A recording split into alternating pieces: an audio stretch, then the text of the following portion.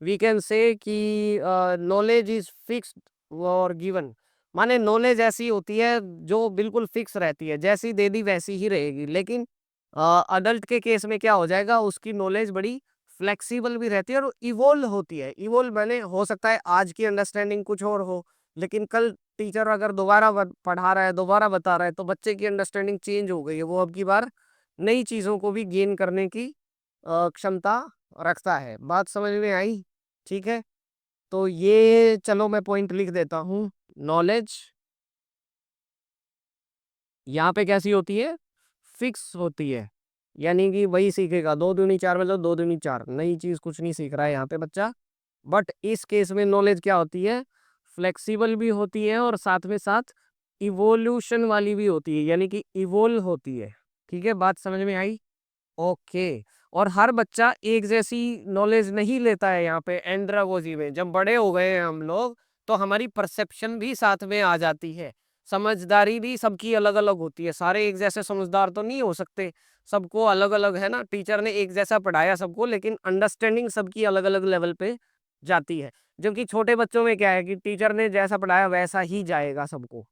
समझ गए? ठीक है, ओके। अगला है डिसिप्लिनरी फोकस। यहाँ पे जो पढ़ाई होती है, छोटे बच्चों को जब हम पढ़ा रहे हैं, स्कूल में जब हम पढ़ा रहे हैं, तो हमारा फोकस किस पे रहेगा भाई? डिसिप्लिन पे रहेगा, यानी कि सब्जेक्ट पे रहेगा। डिसिप्लिन का मतलब यहाँ पे अनुशासन से नहीं है। डिसिप्लिनरी का मतलब है यहाँ पे आपके सब्जेक्ट मैटर से ही आप जुड़े रहोगे। यानी कि मैथ वाला टीचर पढ़ा रहा है तो मैथ ही पढ़ाएगा, वो साइंस नहीं पढ़ा रहा है। लेकिन यहाँ पे जो पढ़ाई हो रही है वो कैसी है, मल्टी डिसिप्लिनरी है। यानी कि जब आप कॉलेज में पढ़ते हो, तो आप कैसी पढ़ाई करते हो भाई? मल्टी डिसिप्लिनरी करते हो। आप एक सब्जेक्ट को दूसरे सब्जेक्ट से जोड़ करके चलते हो। जब आप हिस्ट्री पढ़ते हो तो आप ज्योग्राफी के साथ में उसको मतलब रिलेट करके पढ़ते हो, है ना। और क्योंकि यहाँ पे सेल्फ स्टडी पे ज्यादा फोकस है, लर्नर अपने आप से ही चीजों को ज्यादा ग्रहण करता है ना। आपको कॉलेज टाइम में या हायर एजुकेशन में क्या करना होता है, सेल्फ स्टडी ज्यादा करनी होती है। तो आप अपने आप से पढ़ते पढ़ते नई नई अंडरस्टैंडिंग्स लेकर के आते हो। आप एक टाइम पे जब चार सब्जेक्ट, चलो चार टीचर्स ने पढ़ाया, तो बाद में अब उसको मर्ज करने का काम तो आपका है ना, वो आप करते हो। That is why that learning is multidisciplinary. और यहाँ पे क्या होगा, एक ही डिसिप्लिन वाली आपकी लर्निंग होगी, एक ही सब्जेक्ट का ज्ञान होगा। जबकि यहाँ पे एक सब्जेक्ट पढ़ने से आपको दूसरा सब्जेक्ट भी माइंड में आता रहेगा। बात समझ में आई? चलिए। और यहाँ पे जो बच्चों का एक्सपोजर है, एक्सपोजर कैसा रहेगा? लीनियर रहेगा। लीनियर का मतलब है एक जैसी ही बातें, एक जैसा ही ज्ञान, वो क्या है, आपको लगातार मिलता रहेगा। लेकिन यहाँ पर आपका जो एक्सपोजर है वो डाइवर्जिंग रहेगा। डाइवर्जिंग या मल्टीपल बोल सकते हो।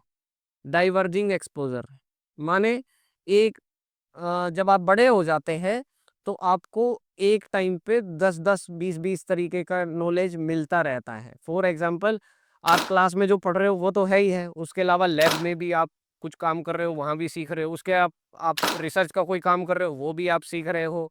उसके अलावा आप डिसर्टेशन या फील्ड वर्क कर रहे हो, वो भी आप सीख रहे हो। इन सब के साथ साथ आप एनएसएस से जुड़ जाते हो, एनसीसी से जुड़ जाते हो, वहां से भी आप नॉलेज ले रहे हो। तो कितने सारे सोर्सेज हो गए, है ना। फिर कहिए आप कोई किसी स्टडी टूर पे चले गए, वहां भी आप लेते हो। माने एक्सपोजर आपका सिर्फ आपकी यूनिवर्सिटी तक नहीं रहता है, आप इंटर यूनिवर्सिटी गेम्स में भी जाते हो, इंटर यूनिवर्सिटी कॉम्पिटिशन्स में भी जाते हो। तो अलग अलग लेवल्स पे आपको एक्सपोजर मिलता है। एक्सपोजर का मतलब समझ गए, कि आपको अपॉर्चुनिटीज मिलती हैं। समझ गए? चलिए।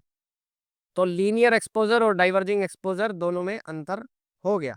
उसके अलावा और क्या है, असेसमेंट जो यहाँ पर होता है। असेसमेंट का मतलब है कि भैया परफॉर्मेंस को कैसे देखा जाता है। तो यहाँ पे जो असेसमेंट होती है वो शॉर्ट होती है स्कूल्स में या छोटे बच्चों के केस में। यानी कि बस उनको पढ़ा दिया हमने, मैथ्स में गुणा घटा भाग ये सारी चीजें सिखा दी, उसके बाद में हम उनका टेस्ट लेते हैं। और उस एक टेस्ट में जो उनकी रैंकिंग आती है, जो उनका जो स्टेटस रहता है, उसी से हम डिसाइड कर देते हैं कि बच्चे की परफॉर्मेंस इतनी ही है। लेकिन यहाँ जब कॉलेज टाइम में या यूनिवर्सिटी टाइम में बच्चा बड़ा होता है, क्वेश्चन का पूछ सब पूछो। सर ये जो पैरट की ये किस एज तक की मानी जाती है और एंड्रा की किस एज तक के बच्चों को मारी जाती है सर? कहाँ पर लागू होती है सर ये? तो पीडागोजी और एंड्रागोजी में आप ये मान के चलिए बेसिकली कि जो स्कूल एजुकेशन है ना, वो ज्यादातर आपकी पीडागोजी में आती है। एटलीस्ट 10th तक आप स्ट्रिक्टली मान के चलो कि पीडागोजी है, और 10th के बाद जो आ जाता है वो आपका क्या है, एंड्रागोजी है। अब ये थोड़ा थोड़ा डिफर करता है नेशन वाइज भी। जैसे भारत में क्या सिस्टम है, भारत में हम 12वीं तक बच्चे को बच्चा ही मानते हैं।